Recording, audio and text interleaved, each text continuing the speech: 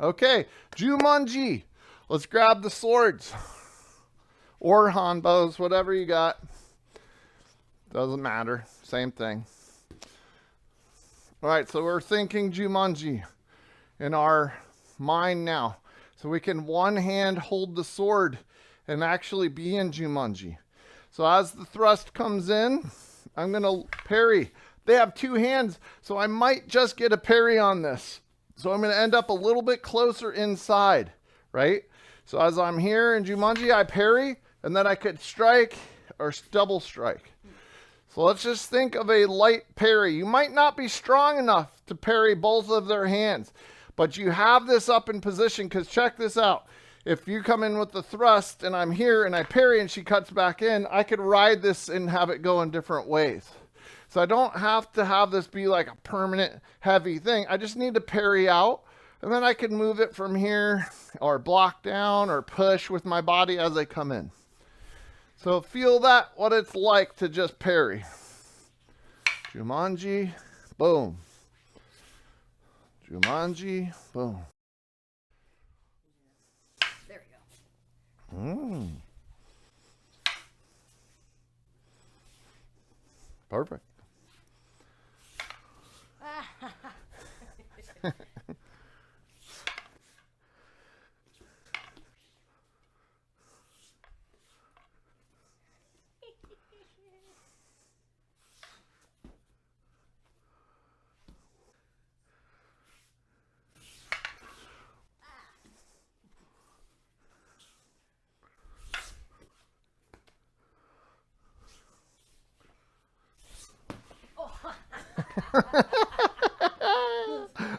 Okay, so let's talk philosophy here for a second. There's two different ways that you can handle the parry on that. One, if the parry's coming in, I can parry but keep a touch with my parry, right? And then I could slide to hit the hands. If they had a Suba, I might have to jump that for a second and come in and right. The other way when I parry is I can bump hit and then come down again. So I lose contact for a second with the hit and then recommit to contact. There's two different philosophies in this. One comes from my knife fighting teacher who said, once you have maintained a touch, why would you ever want to let go and not have that feeling of connection with the person? Yes, sometimes. I think it's situational, right? Because if I'm fighting a long-range person, I might just want to get that out of dodge and then come in and have the ability to take an angle, right? So you could look at it two ways, but let's practice what it feels like to do that. So I want you to do it 6 times, once each time alternating sides, and the first 6 times, I want you to be in Jumonji, the person thrusts, and I just keep the touch on here and come in and do some type of a strike. Then on the other side, I'm in Jumonji. I don't switch hands, but you could switch hands.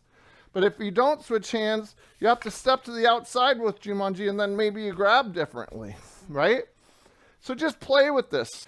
Second version, we're gonna pop and let go of this now. So I'm in Jumonji, modified, whatever, and I'm gonna strike the attacking weapon with my weapon. So I'm in Jumonji, I hit and pop. Now this lines me up to do different types of strikes. Depending on how far I hit their sword out of the way or their hanbo out of the way, it's pretty cool, right? So if I'm on this side, maybe I bash it and then I have the end right in her face. So give that one a try with how you hit and how you move with that one. All right, guys, thank you so much for watching the channel. Please give me a thumbs up. And as always, keep training.